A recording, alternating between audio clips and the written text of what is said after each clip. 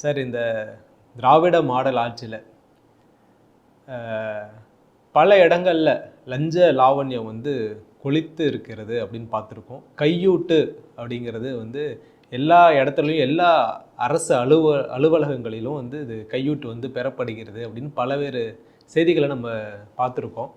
அது அரசு அலுவலகங்களாக இருந்தாலும் சரி, இல்லை அரசே நடத்துகிற டாஸ்மாகாக இருந்தாலும் சரி, எல்லா இடங்கள்லையும் அது அப்படி தான் இருக்குது.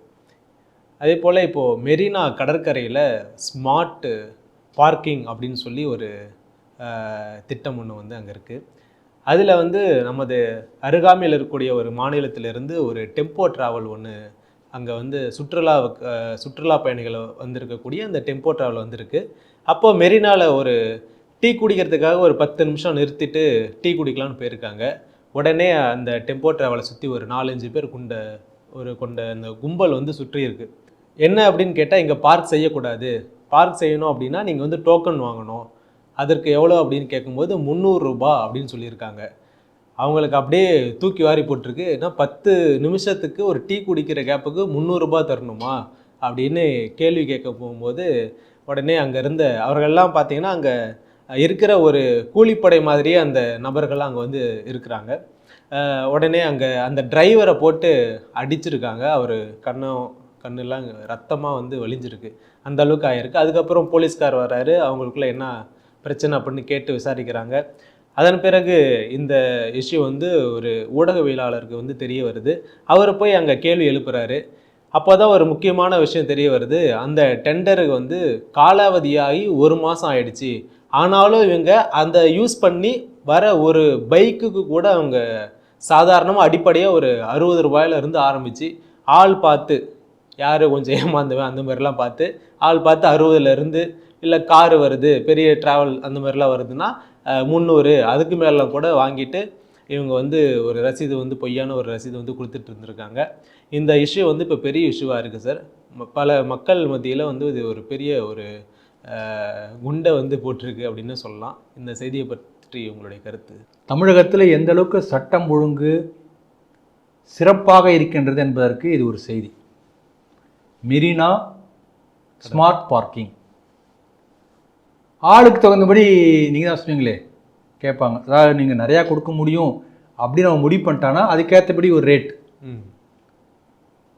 ஹிந்திக்காரன் வந்தால் வேறு ரேட், ஆந்திராக்காரன் வந்தால் வேறு ரேட், மெட்ராஸ்காரன் வந்தால் வேறு ரேட்டு.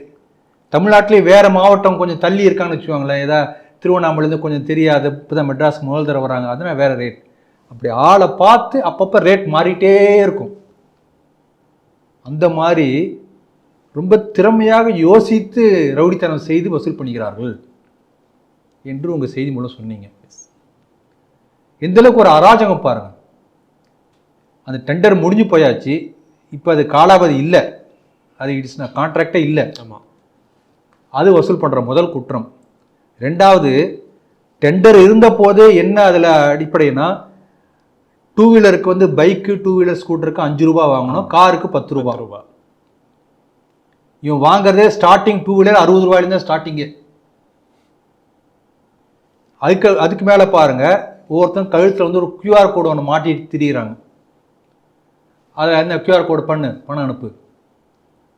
அந்த QR கோடை ஸ்கேன் பண்ணோம்னா சென்னை கார்பரேஷன் அல்ல ஏதோ இதுக்கு கம்பெனி, அந்த கம்பெனி பேர் தானே வரணும். ஆமாம், அவனுடைய சொந்த பேர் வருது. அப்போ ஒவ்வொருத்தனுடைய சொந்த QR கோடை மாட்டிட்டு எவ்வளோ காசு ஒரு நாளைக்கு உங்களுக்கு போகுதுன்னு தெரியாது.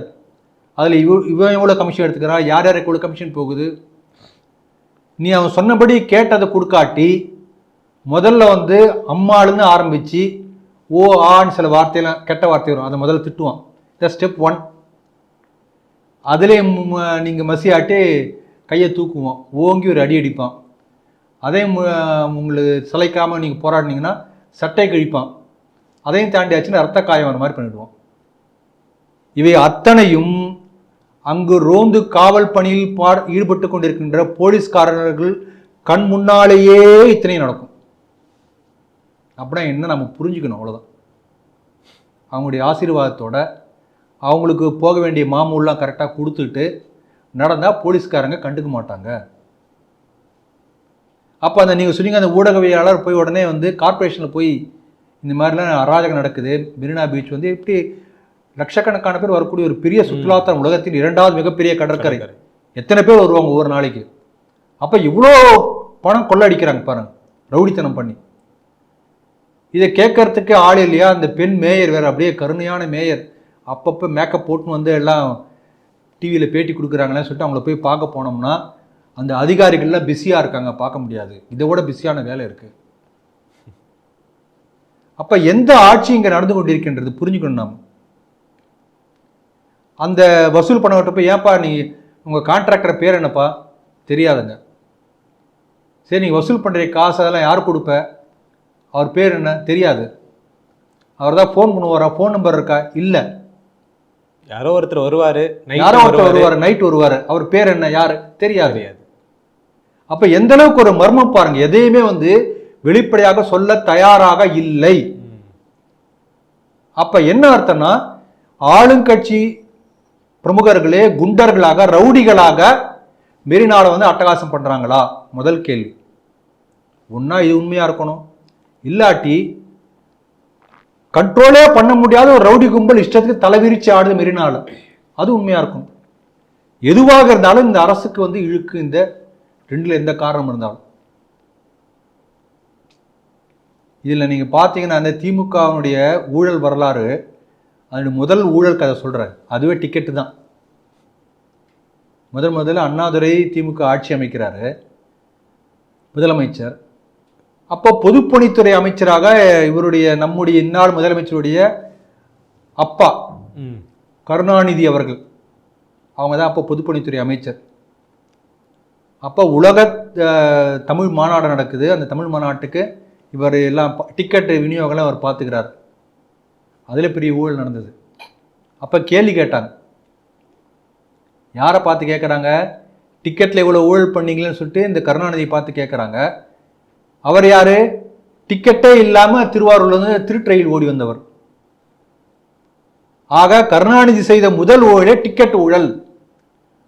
அப்படிப்பட்ட ஒரு தலைவருடைய வழியில் வரக்கூடிய நாங்கள் இந்த மெரினா பீச் டிக்கெட்டில் ஊழல் பண்ணாமல் இருப்போமா என்று தொண்டன் கேட்குற கேள்வி நியாயம் தானே உங்களுக்கு படுகிறது அல்லவா? அதனால் இதுதான் வந்து தமிழ்நாட்டில் இருக்கக்கூடிய ஆட்சி, ரவுடிகளுடைய ஆட்சி, சட்டமே இல்லாத லாலஸ் ஆட்சின்னு சொல்லுவாங்க. சட்டமே இல்லை, இந்த கவர்மெண்ட் இஸ் நாட் ஃபங்க்ஷனிங், சட்டமே கிடையாது. பாருங்க, சில மாதங்களுக்கு முன்னாடி செய்திகள் நம்ம பேசியிருக்கோம் இந்த செய்தியை. தருமபுரி மாவட்டத்தில் ஒரு விவசாயி அவருடைய சொந்த நிலத்தில் வந்து எல்லாம் குடிச்சு கலாட்டா பண்ணிட்டு இருக்காங்க.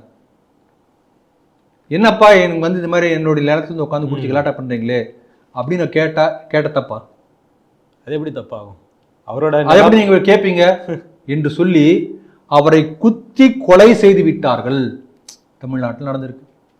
இந்த மாதிரி நிறையா சொல்லலாம். முதலமைச்சரே, அதாவது இது அந்த கட்சிக்காரங்க அப்படி இருக்காங்கன்னு சொல்லி நம்முடைய முதலமைச்சர் என்ன பண்ணார்? சேலத்துக்கு போனார். மாடர்ன் தியேட்டர்ஸ்னு அங்கே ஒரு தியேட்டர், அந்த காலத்து சினிமா தியேட்டர், தமிழ்நாட்டில் முதல்ல வந்த தியேட்டர். அதாவது ஸ்டூடியோ, அந்த காலத்தில் ஸ்டூடியோன்னு சொல்லுவாங்க, மாடர்ன் ஸ்டூடியோ. அந்த ஸ்டூடியோ வாசல் நின்று இப்போ அது ஹவுசிங் காம்ப்ளெக்ஸாக மாறியாச்சு. அங்கே போய் நின்று செல்ஃபி எடுக்கிறார். அப்படி அது வாசலில் முகப்பில் செல்ஃபி எடுத்தால் என்ன அர்த்தம்? இப்போ இங்கேருந்து நான் செல்ஃபி எடுக்கிறேன், என்ன அர்த்தம்? என்ன அர்த்தம்? இந்த இடம் எனக்கு சொந்தம், இது எனக்கு பட்டா போட்டு கொடுத்தாச்சு, பத்திரப்பதிவு பண்ணியாச்சு, இந்த இடத்துல நான் கருணாநிதி சிலை வைப்பேன் அப்படின்னு அர்த்தம். துவங்கி வைத்தவர் முதலமைச்சர்ன்றீங்க. அப்புறம் பெரிய எதிர்ப்பெல்லாம் வந்த பிறகு ஐயோ இவ்வளோ எதிர்ப்பு வருமானு பயந்து போய் அப்புறம் இல்லை நான் அந்த மாதிரிலாம் நினைக்கல, சும்மா தான் செல்ஃபி எடுத்தேன். செல்ஃபி எடுத்த இடத்துல கலைஞர் சிலை வர வேண்டும் என்று சொன்னவர் இவர் தான். ஆகவே ரவுடித்தனத்துக்கு முன்னோடிகளாக இப்போ உள்ள முதலமைச்சர், அவருடைய அப்பாவாக இருந்த முன்னாடி உள்ள முதலமைச்சர், இப்படிப்பட்ட ஒரு நீண்ட பாரம்பரியம் தொடர்ந்து வந்து கொண்டிருக்கின்றது. காட்டாட்சின்னு சொல்லுவாங்க. இந்த ஆப்பிரிக்கா காடுகளில் சில நாடுகளில் சில காட்டு புயல வந்து ஜனங்க இன்னும் அந்த மாதிரி இருக்காங்க என்று சொல்லுவார்கள். அவன் நீ போனா அடிப்பான், குத்துவான், என்ன வேணா பண்ணுவான், எல்லாத்தையும் பிடிங்குவான், லூட் அடிப்பான், என்ன வேணா போனாலும் நீ கேட்கல முடியாது. அவ்வளோதான், நீ தப்பிச்சு நீ பாட்டு ஓடி போயிடணும், அவ்வளோதான். உனக்கு அடிபட்டா நீ கொஞ்சம் என்ன நிறையா புண்ணியம் பண்ணியிருக்குன்னு அர்த்தம். செத்து போயிட்டுனா அவ்வளோதான், நீ பாவி. பிடுங்கிட்டு போயிருந்து அடிபடாம விட்டான்னு இன்னும் நிறைய புண்ணியம் பண்ணியிருக்குன்னு அர்த்தம். அந்த மாதிரி தான் அந்த இடமெல்லாம். அப்படிப்பட்ட காட்டாட்சி நடக்கக்கூடிய பகுதியாக தமிழகம் மாறிக்கொண்டிருக்கின்றதா என்கின்ற ஐயம் எல்லோருக்கும் வந்திருக்கிறது. இதுதான் உண்மையான விடியல் என்பதற்கு இந்த ஒரு செய்தி போதும்.